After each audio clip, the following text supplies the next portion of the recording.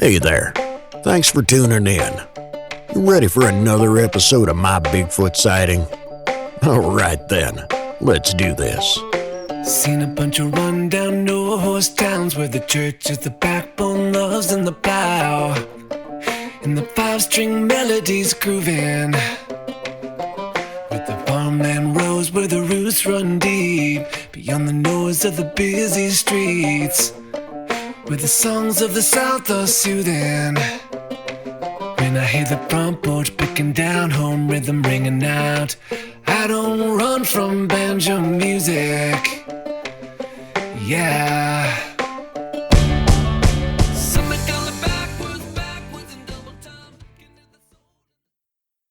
My Bigfoot sighting happened in 1992. So this was a long time ago when I was a senior. Actually, I just graduated high school. So I was like 18. And the summer after my high school graduation, my girlfriend and I had decided that we wanted to go camping by ourselves, which was a big deal, and just have like a little adventure up near these waterfalls that were, kind of in our area in Northeast Tennessee. We planned that it was going to be like a 4-day long escapade up there by the falls. We were going to be up there by ourselves for the first 2 days. And then the last 2 days, we were going to be up there with some boys that were going to come and join us for the last 2 days. Now, because of this, my girlfriend did not tell her parents. Well, she just told her parents that she was going to be with me for those 4 days. My parents, however, knew that I was going camping. They just didn't know about the boy part, but they knew I was going camping. And they knew I was going to be by myself. And my dad had spent a lot of time prepping me about the woods. The place that we actually went to was in the very, very northeast corner of Tennessee, up at Laurel Falls, in that very northeast corner in the Great Smoky Mountains. Very secluded back then. It was not very traveled. My dad always liked to take us as a family. When we went camping, he never took us to like those campgrounds where there was like power and bathrooms and showers and all of those niceties. He always took us like in the woods. And we had a particular spot up there in the mountains that my family repeatedly went to because it was really nice. It was about a 2-hour hike away from the falls themselves, but it was next to the creek that fed the falls. And it was like this little clearing in the middle of the woods with a creek that ran next to it. It was just so picturesque. And my family went there. I can't even tell you how many times over the years. So I felt very comfortable with this place, even though it was in the middle of nowhere up on the mountain. But I didn't have any hesitations about going there. I'd been there so many times before. This was my girlfriend's first time going, but I had been there a lot. So that's where we were planning this trip. I saved up my money at this little part-time job that I had. And over the course of the year planning this trip, I had acquired a ridiculous amount of camping stuff to take up there with us for just this 4-day trip, which was funny looking back on it. But her and I head off. We're going to go on this trip. We're really, really super excited. We start driving. It's a little bit of a drive from where we lived. You stop at our little ranger station at the bottom of the mountain. Back then, this was pre-cell phone and all of that. So you just checked in with it's like a little guard shack at the bottom of the mountain. And you just checked in with the ranger and you signed your name in this little book and you told him how long you were going to be up there for and when you were coming down and the general area you were going to be in. And we did that and had a little conversation with the guy there in the ranger shack who had, he kind of giggled a little bit at the idea of 2 18-year-old girls going off on there by themselves up on the mountain, and made a wisecrack about the fact that we weren't probably going to last very long. And, whatever. We left and we're like, we'll show him. And so we drove up the mountain, and the place where you actually park your car off the road, it's just a little pull off. You just pull off the road and park your car. And from where you park your car to the actual camping site where we camp is about a 20-minute hike back, straight back into the woods. And because of the ridiculous amount of things that I brought, we were going to have to make multiple trips. Well, the first trip, her and I unloaded and got what we could carry in that first trip.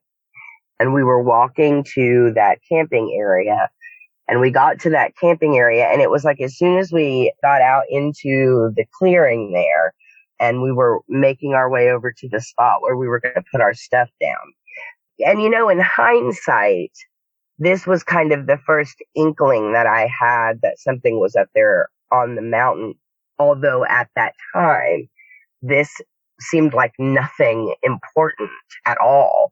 But as we were coming into that clearing and setting our stuff down, there was this loud cracking noise. It sounded like somebody had 2x4s and just slammed them together. It was really loud. It was like crack.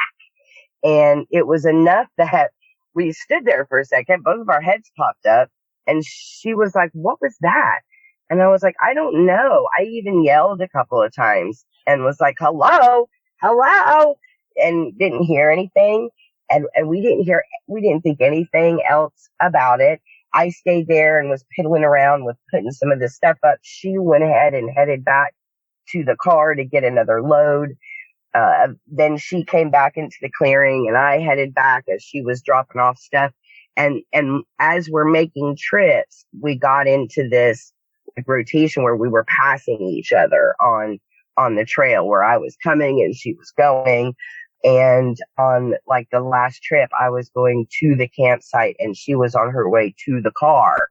And kind of at the halfway point, I just tossed her the keys and I said, "Hey, go ahead and lock up because I think you can get the last load. I think you can get it all. So just go ahead and lock the car up on your way back." And she said, then, I heard that crack again at the campsite when I was in there. And I was like, "Are you serious?" And she was like, "Yeah, what is that?" And I said, "I don't know." And I went back in with my load and she came back and we heard it one more time. But then that was it. We didn't hear anything at all while we were setting all of our stuff up. We're just giggling and carrying on. I had this stove and this ridiculously large tent, and we had this little pump up air mattress, and we're setting all of this stuff up in the middle of the woods, carrying on, having a good time. And the rest of the night was uneventful. We didn't hear anything from the woods. We cooked dinner. We sat around the campfire. We slept great all night long. Next morning, we woke up and it was a beautiful morning. And I knew that I wanted to hike the falls, that we wanted to hike the falls that day. And we decided that we were going to get up. We were going to have breakfast. So we cooked breakfast, made coffee, all of that. And we were going to hike the falls. Now, from where our campsite was to the upper falls, which is where we wanted to hike to, was like a 2-hour hike. So, we had already had breakfast and we had coffee at the campfire, and it was getting on about noon. And so I said, we need to go because I want to get back, make sure that we're back at our campsite before dark. And so she said, okay. So we got our little lunch packed and we headed off, and we did the hike to the falls, uneventful hike to the falls. It's really rough and rugged. I mean, there's some points where you're doing hand over hand kind of climbing, and I was so proud of us. We did such a good job when we got to the top of the falls, and it's just a beautiful view. It was gorgeous. Enjoyed our afternoon, and I said, okay, we need to start heading back if we're going to get back before dark.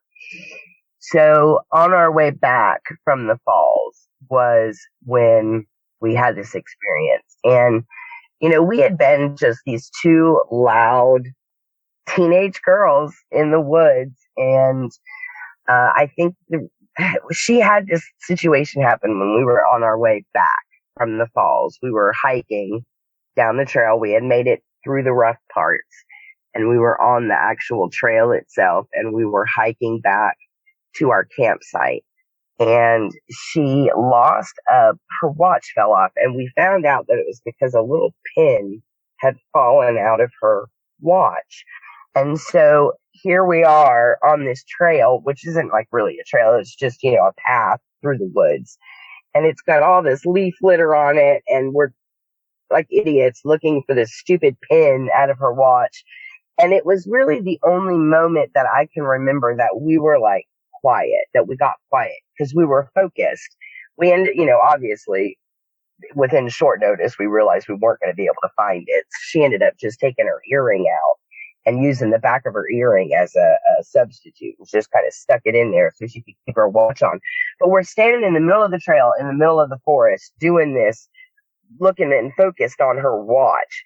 And we had just gotten it fixed, and we had just started walking again. So we hadn't like worked ourselves up to like full blown conversation again. We were still like just quiet, from where we had been focused on that watch. And I think that all of that kind of silence there was the only reason why we heard what we heard. And so we're walking along the trail. We had just dealt with the watch.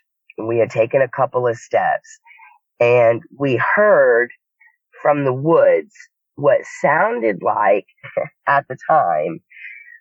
Well, it sounded like what we thought it was at that time. And it sounded like somebody was making fun of us. It sounded like somebody was going like meh, meh, meh, meh, meh, meh, meh, like the way somebody would make fun of you or mock you, especially two girls in the woods. And we both stopped, and she was like, "Did you hear that?" And I was like, "What is that?" And we're listening, and you hear it again. It was just like this, like meh, meh, meh, meh, meh, meh, meh. And she said, "Is this somebody making fun of us?" And, we're standing in the trail kind of laughing. And she immediately just had this thought, and she said, "I bet it's the boys." And she just ducked into the woods to the left, just ducked immediately into the woods off the trail. And, I had that thought of, what? Like, I don't think we're in the middle of the woods, but here we go. Okay. So we duck in off this trail, and she starts heading towards this sound. So where we were on the trail, she ducks into the left, and up there in the Smoky Mountains, there's these bushes that are really low to the ground that have these really pretty pink flowers on them. I don't know what they're called, but it makes this really dense, like, woods. And we're kind of pushing through that, and then it breaks out onto this like mini trail. I guess it's like a game trail. It was like a small trail. So we break out onto this small trail, and we're still looking to the left because that's where this kind of sound is coming from. And once we break out onto this game trail, you can look to the left, and you're on the trail, and you see just nothing but woods on the left and nothing but woods on the right. But right in front of you, this game trail comes out onto the creek. And you couldn't see the creek from the main trail that we were on.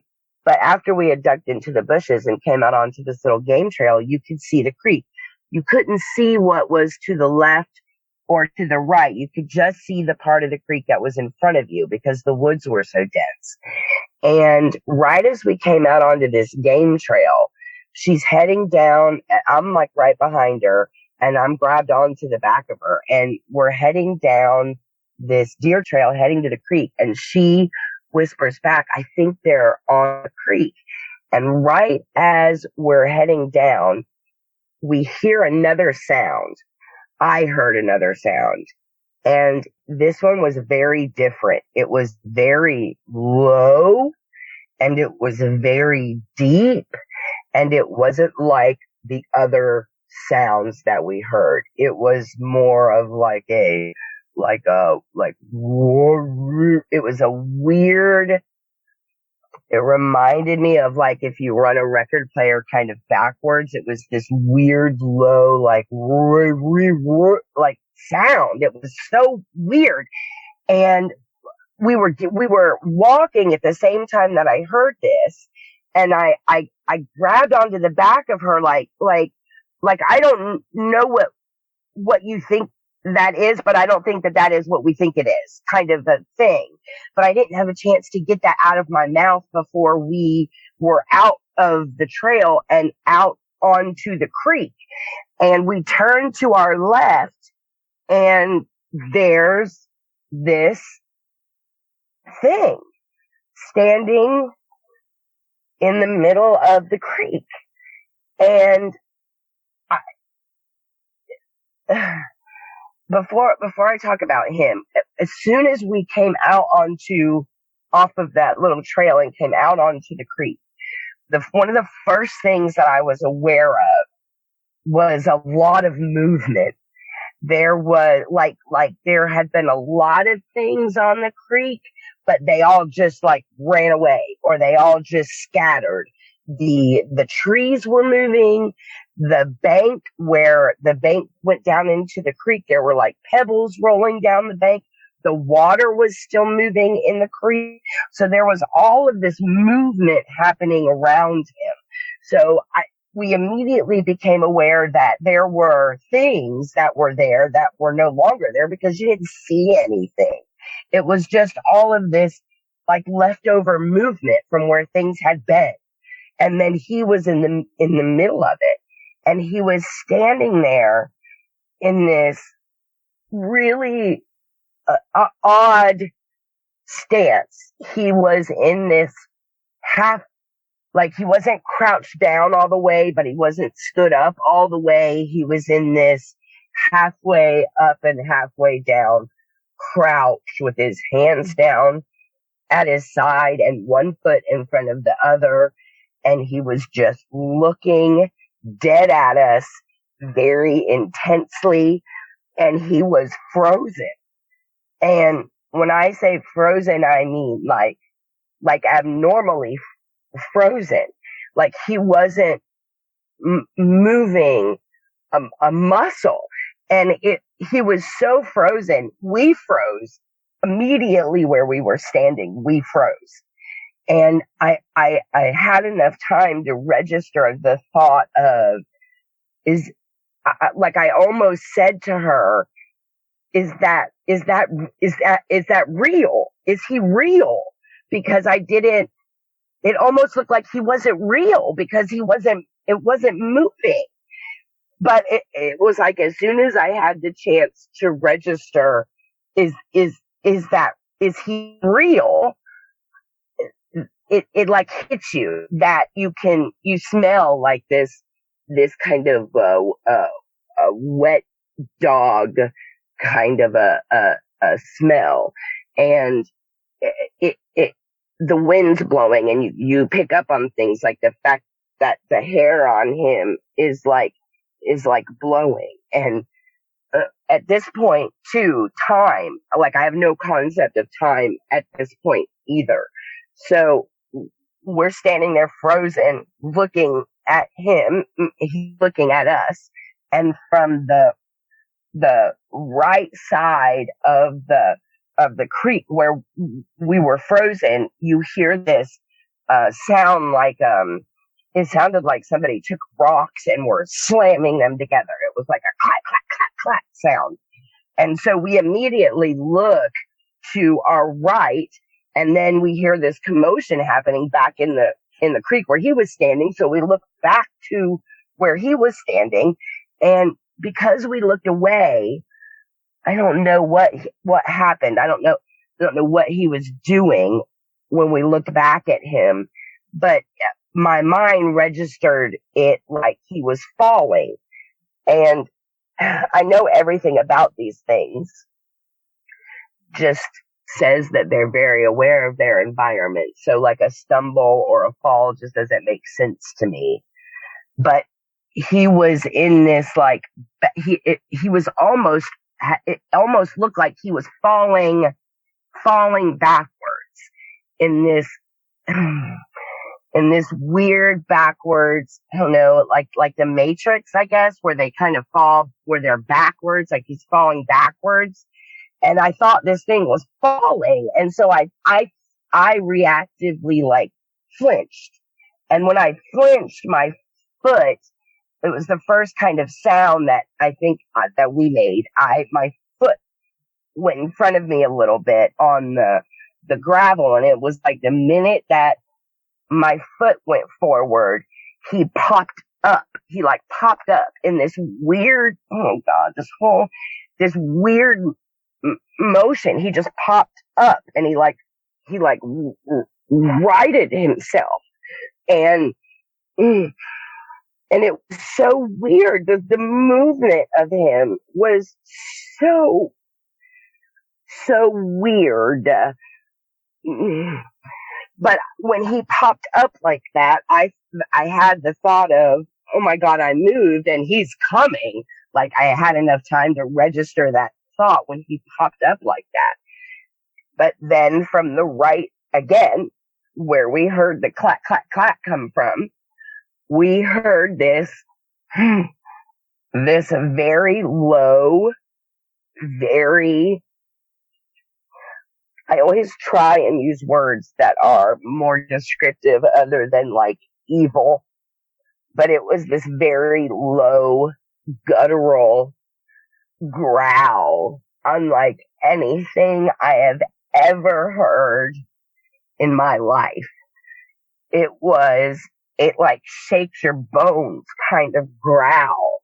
And me and my girlfriend both, like, you flinch against it because you feel this growl. And it's coming from something that I can't see in the woods. So it's to the right where the same clack, clack, clack came from. This horrible growl comes. And so we look to the right again and you don't see anything. And we looked back to him, and right as this growl is like, cause this growl seemed like it lasted forever, but right as this growl is like tapering off, he takes his hand, just like the backside of his hand, and he flings it out, like he flings it at us, and he says, walk. Except it was like really low and really loud, and he was like, whoa! And he flung his arm out at us.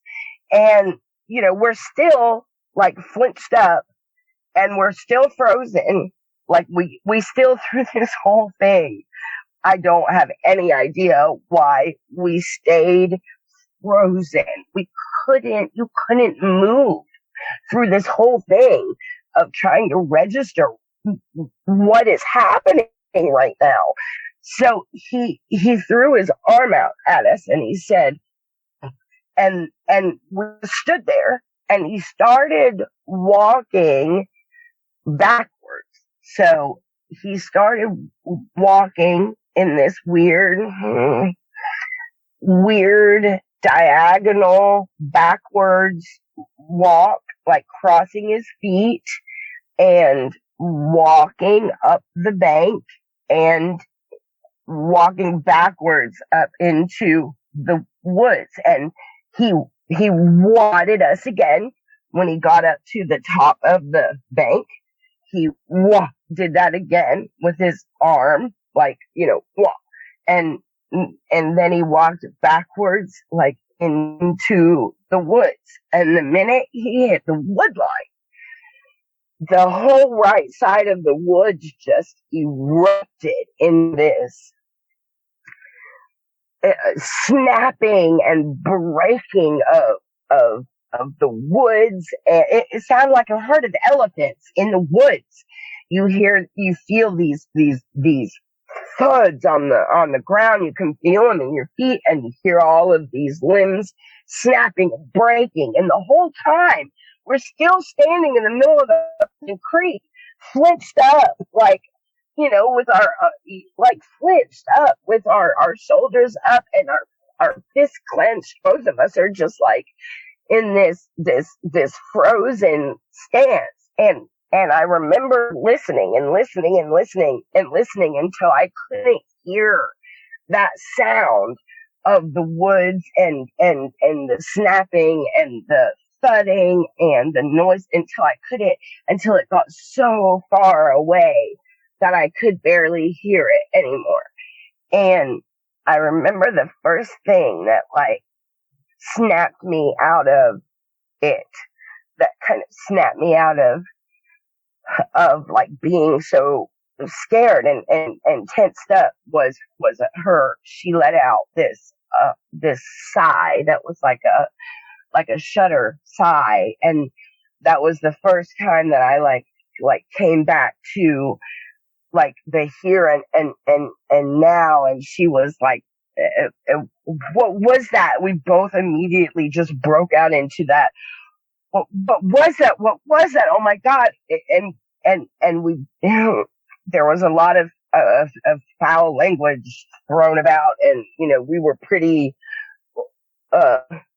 crazy at that point. And I remember, because this thing was only like, it was only like, I say, because I don't do good with like feet and yards and stuff. So this thing was only like like I would put 2 cars between like where he was and where we were. So and I think I did this because I wanted to stand there, like where he was. I walked down into the creek and stood there where he was standing and was like, oh my God, there was something standing right here. And I looked at her from where he was standing and was realizing how close everything was. And, at the same time, she's still working herself up into a frenzy. And I just was, I was looking around where I was standing in the creek, and I noticed there were a couple of things. There were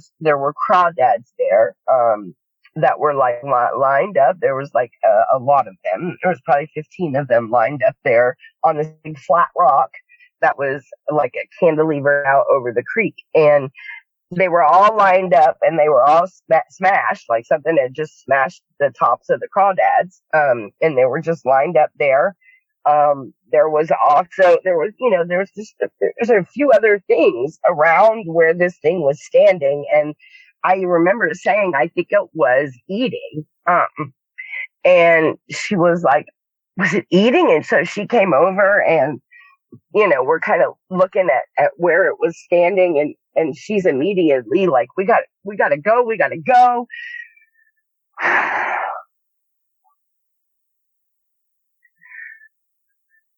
So we hit the trail, we start going back to campsite. And at this point, she is, even at this age, I had enough to know that she was probably working herself up into a panic attack. She was having a really hard time breathing, and catching her breath. Her and I dealt with this in 2 very different ways. I mean, it terrified me, and it really made me think about what that could have possibly been, but it horrified her. She, it was funny because we were still like 30 minutes away from her camp, but by the time we actually got to camp, I had this false sense of, okay, well, we're at camp, so we're safe. It's okay. Which is the stupidest thing in hindsight, that I could have been thinking. But for whatever reason, I'm like, okay, we're at camp. We're okay. We only have a day, and the boys are going to be here. It's not a big deal. We won't be up here alone. She was having none of that. She was, I want off this mountain, and I want off now. So I'm like, okay, so we start loading everything up, and we can't take everything because now it's almost dark. So we just grabbed what we could in one trip, and we just left the rest of my stuff there. And we got in the car, and we're going down off the mountain, and we can't tell my mom. My mom doesn't even know that I'm here. My mom thinks I'm at your house. And I'm like, well, what do you want me to do? Do you want to come home with me? And she's like, no, just take me home. I'll tell my mom I don't feel good. And we're going off the mountain. She's crying, and we passed that ranger shack. And I said, I got to at least go in here and tell him that we're off the mountain. And all of a sudden, she immediately was like, well, we have to tell him what we saw. And I'm like, okay, because she just spent the last 20 minutes driving telling me she didn't want to tell anybody, but she wanted to go in here and tell this guy what's on the mountain. And so we go into this shack, and she immediately busts in the door, and she is just, uh, there is something on there. She's crying and she's hysterical. And he looked at me and was very serious for just a second and was like, "Are you girls okay?" And I said, "Yeah, we're fine." But she's right. We did run into something up there on the mountain that shouldn't be there, and it's not safe. And she's, saying things like, "There's a monster on the mountain. There was growling and there was clacking, and he was standing there, and she's like going, and he's just looking at her, and he's looking at me." And this is like one of the things I always thought was odd was the verbiage that he used in that moment. He said, "We don't have wild men in these mountains." And it almost, like, for a second, I was like, number one, I don't know what a wild man is. Number two, I don't know that that's what we saw on that mountain. So I that just always struck me as odd, that he said that. And, at this point though, he's saying what he's saying and brushing us off. And at this point, he's patronizing us.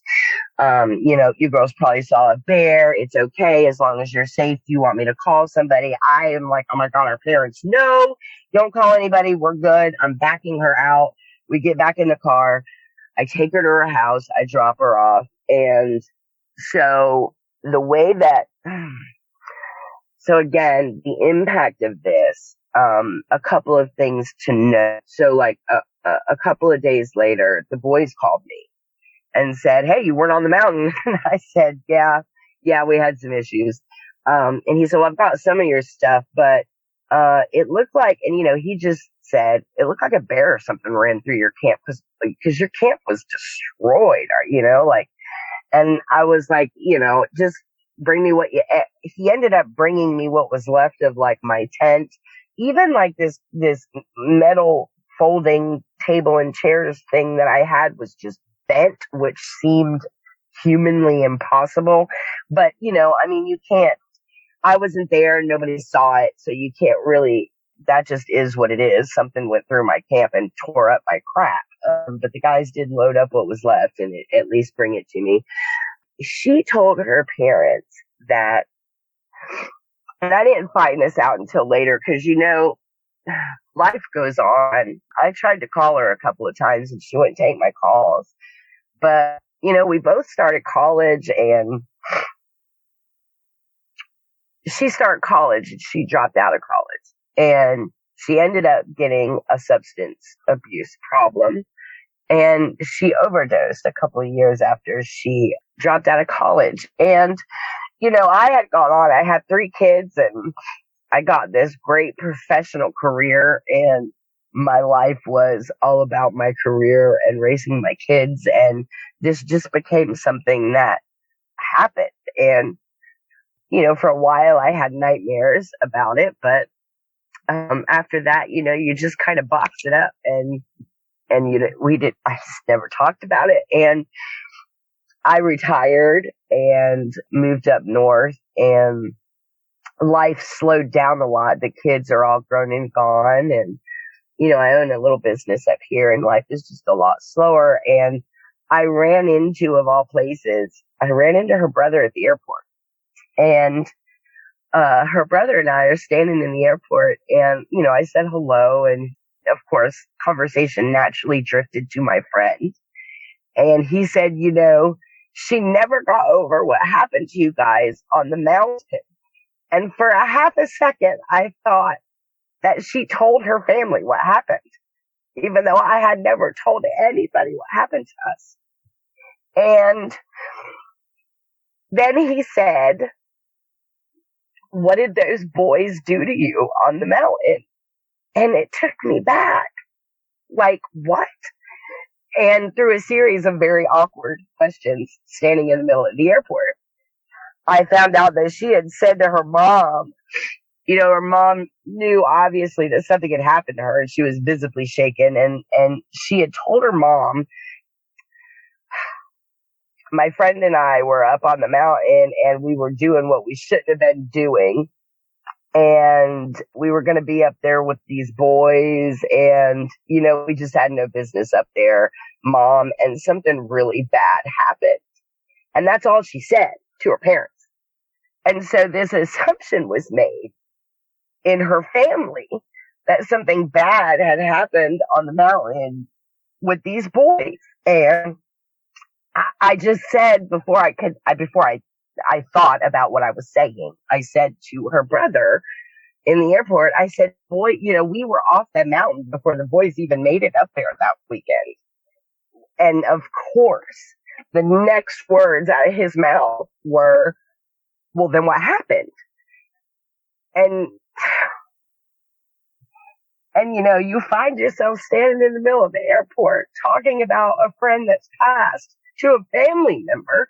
And what do you say? Like, I'm about to tell this kid's story about a monster in the freaking woods. Like, what do you say? So I gave him a very short, condensed version of what happened to us that day and just said, we ran into something that was really big and was like a cross between like a monkey and a person.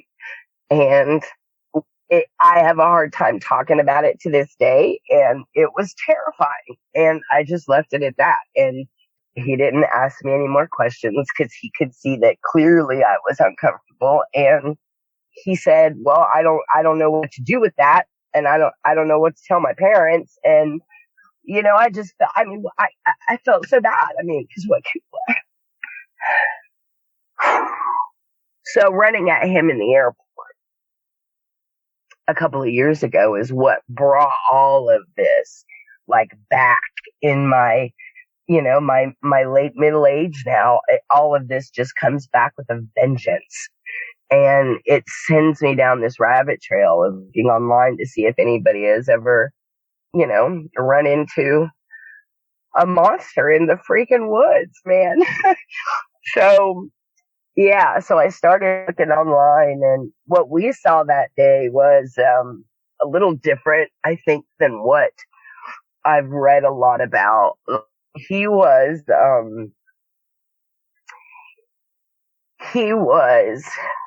the first thing about him when you saw him was the size.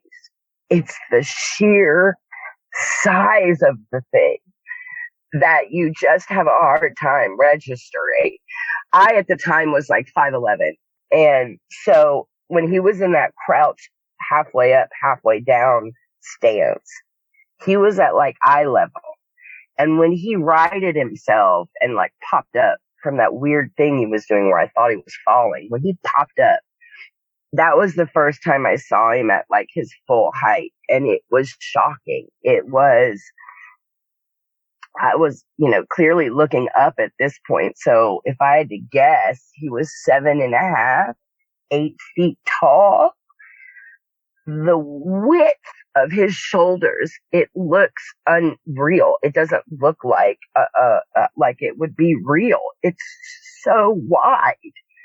It's like his, I don't know what those muscles are called that go up from your shoulders to, like, there's no neck that you can see. It's just head and shoulders. And his head wasn't like a pointy head, but it wasn't perfectly round either. It was kind of like an egg shape. It was a very long face, and he had a very pronounced brow ridge, and his eyes were really sunken back, and they were very, very dark, but he did have a little bit of like white around the eyes, but it wasn't white. It looked like, it's kind of yellowish, like you look when you haven't slept in a couple of days, or maybe like when you first wake up in the morning, that kind of yellowish around the eyes.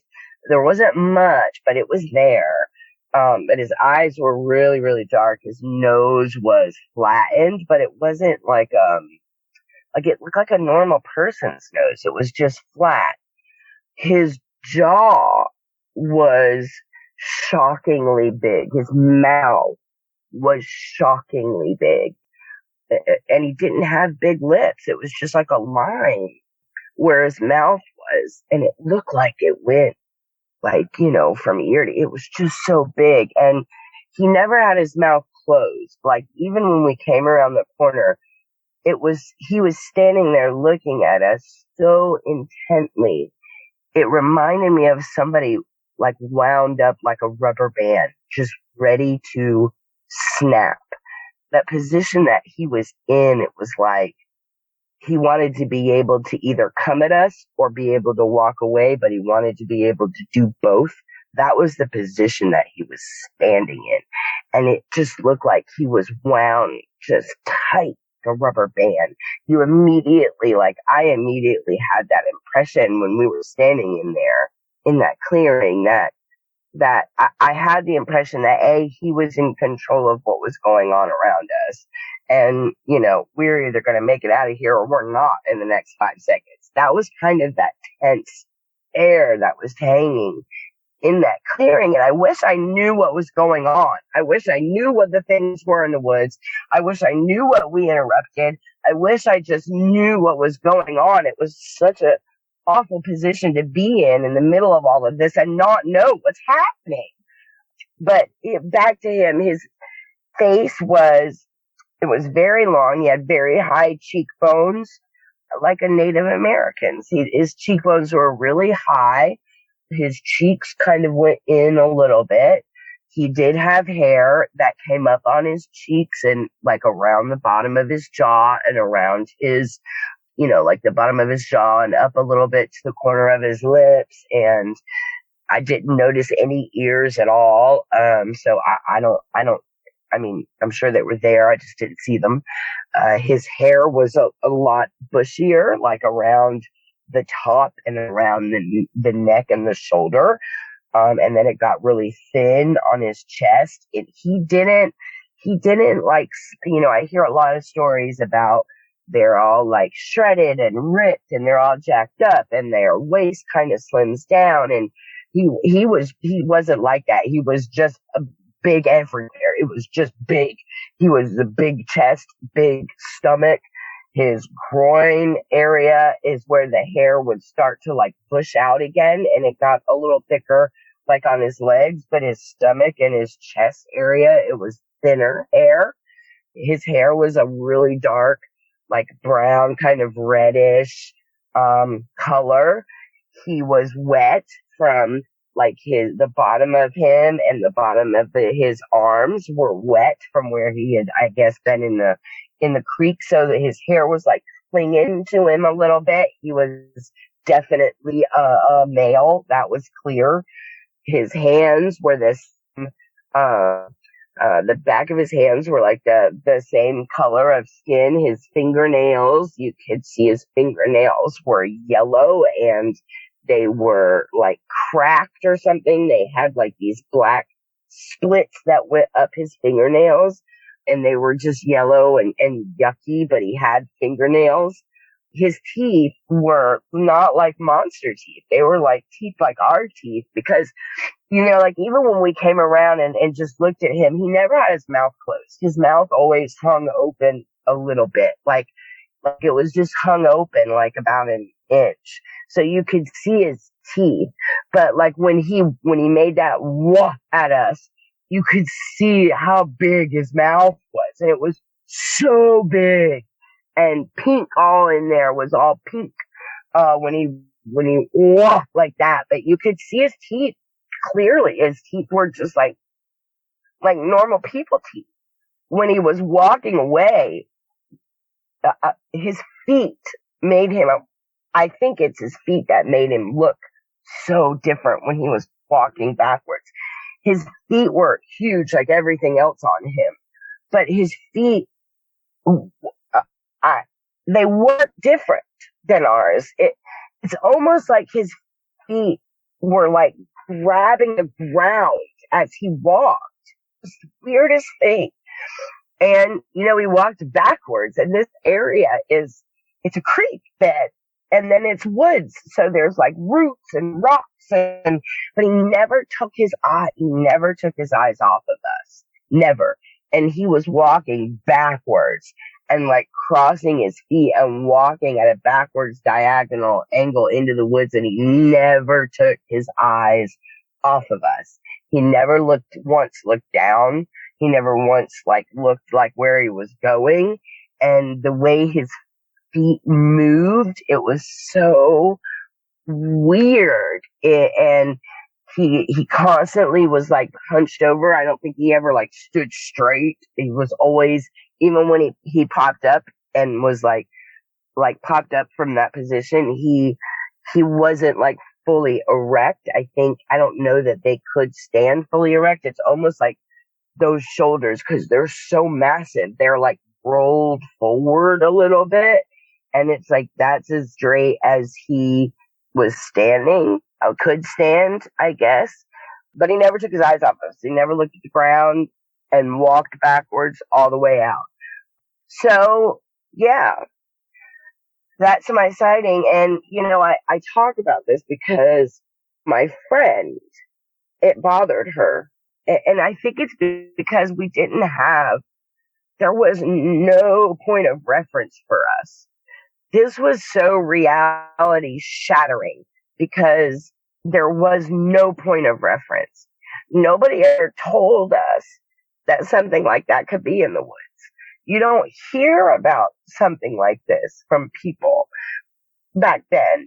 And so when you're not ready, or you're not prepared, or you've never heard of the possibility that something like this could be in the woods, it just shatters everything that you know. And, some people, I guess, just can't put the pieces back together. And I just don't want that for anybody else. I just want people to know that there are things in the woods that we just can't explain. And just be ready in case it happens to you. I think that's it. Well, that's it for tonight's show. If you've had a Bigfoot sighting and would like to be a guest, please go to mybigfootsighting.com and let us know. Thanks for listening. Have a great night. Seen a bunch of rundown no-horse towns where the church is the backbone, loves in the plow, and the five-string melodies grooving, with the farmland rows where the roots run deep, beyond the noise of the busy streets, where the songs of the South are soothing. When I hear the front porch picking down, home rhythm ringing out, I don't run from banjo music. Yeah.